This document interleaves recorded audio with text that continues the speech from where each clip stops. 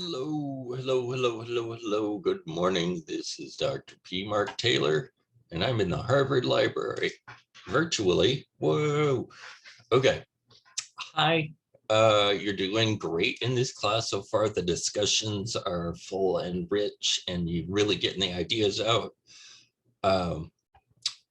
So I am very happy with the way the discussions are going. Hopefully you've gotten the point that the interactions with your fellow students are a major source of learning and making you think about your subject more deeply. Anyway, I wanted to, let's see, I'll share my screen and talk about what we're doing in class. Okay, so eventually I'm gonna make sure that everybody's got their 10 points for buying the correct textbook. On the chapters and quizzes, I had somebody ask me, they were like, well, I've only taken a couple of quizzes, but I already have 100%. So here's how that goes. What is showing up in the gradebook on the course site is the average of the quizzes you've taken so far. Now, when we get to the end of the term, when we get to the last day of class, I'm going to go on to the publisher's website and look for any quizzes that have not been taken, and then I will enter zeros for them. Hopefully there won't be any. Hopefully everybody's done all the quizzes, but if you have not done the quizzes, I will enter a 0, and that will affect how your quiz grade on the course site looks. So you could do one quiz and it says 100% on a course site, and at the end of the semester, if I have to put zeros in, you may have like a 5%, or I guess that would be 4 or 5, somewhere in there. Anyway, it's small, so you do have to take all the quizzes. I will eventually put zeros in their spot. Just because it says 100% now doesn't mean you can lay on your laurels. Most of you didn't even think about that because you're just go-getters, you're doing the chapters, but that's how the process goes from my end. And I wanted you to understand why it reflects the way it does in the grade book, to make sure we're all on the same page. Okay, we talked about the textbook, which you have, you're gonna get points. We got the chapters and quizzes done. So if you can see it big enough on my screen, you will see we've got introduce yourself and your topic, introduce your research questions, which at that point, you didn't have a clue, you were panicked. Some of you were more sure than others, but we're playing with these research questions. We learned the common statistics tools and about how to think about them and how to decide which is which. We're writing null hypothesis for the next assignment. That's already open. And from there, you're going to select a quantitative analysis to do and fill out the worksheet, which you'll have very explicit instructions.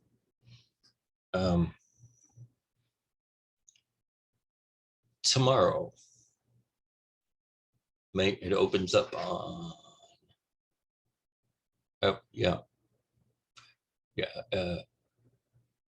opens up tomorrow, assignment 6 does, but it's not due until the 29th. But that's where you actually talk to me about the quantitative worksheet. That's assignment 6. Assignment 6A is where you actually turn in the worksheet that we talked about. So assignment 6, discussion with Dr. Taylor, opens on the 25th, closes on the 29th. The assignment is actually to post what we talked about. So you have to make an appointment with me for assignment 6. And we talk on the phone, we agree on what's going to go on your quantitative worksheet so that you can work out the ideas before you fill out the worksheet. Make sure you watch the video before we talk. And then be on the phone with me.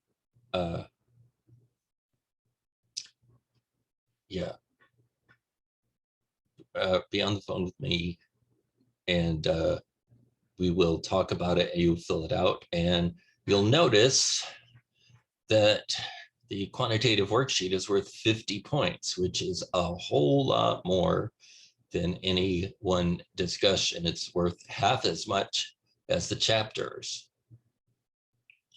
So it's a big, important assignment. Now, just looking ahead at the rest of the semester, sorry, scrolling made you dizzy. We're going to do the same kind of thing with qualitative. You're going to write out some qualitative questions and think about what data sources you might use. Just like we started with quantitative. Now with quantitative, you got to set it up exactly like this. Qualitative is much more open-ended, so I don't have, an exact list of the most common things, but it pays if you read the chapters on qualitative ahead of time. But that first one, we start looking at what qualitative means and what kind of data sources you would use. Assignment 8 is going to be continuing that, but it's also adding one thing, which is discussion about a particular data clip. We're going to analyze data.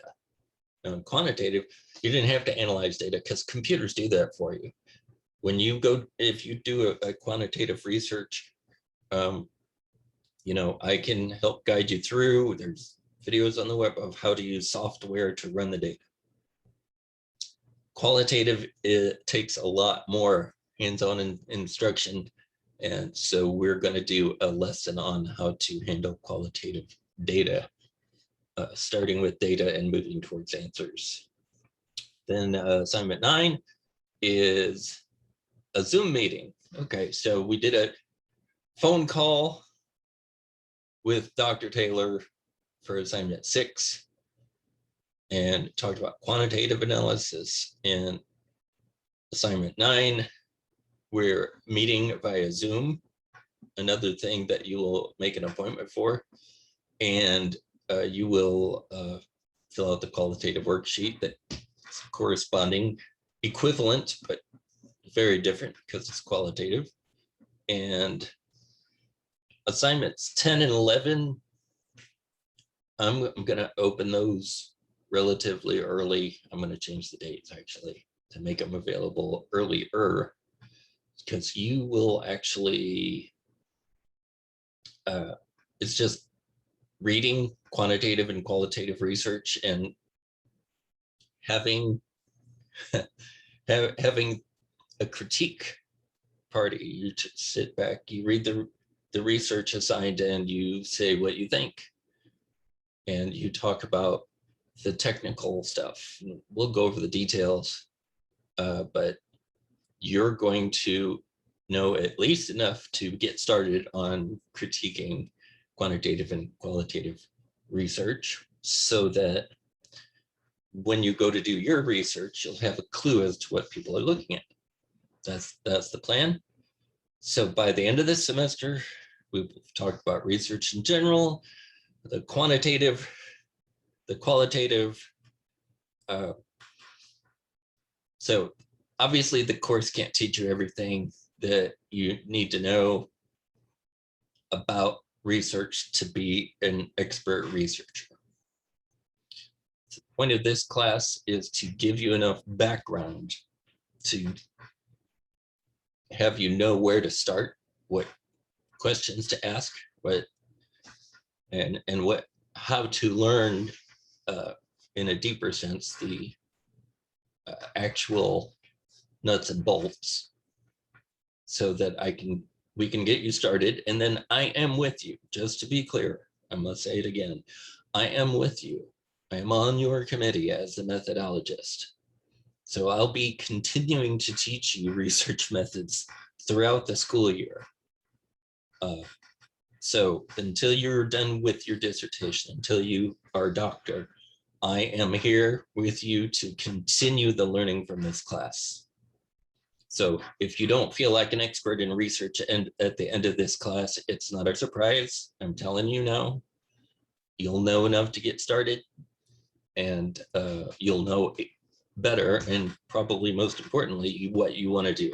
And that is the final, is making a PowerPoint as if you were defending your proposal.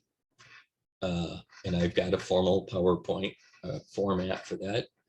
And you will choose from your quantitative or qualitative, and you will polish it up and do a better job than the first qual worksheet.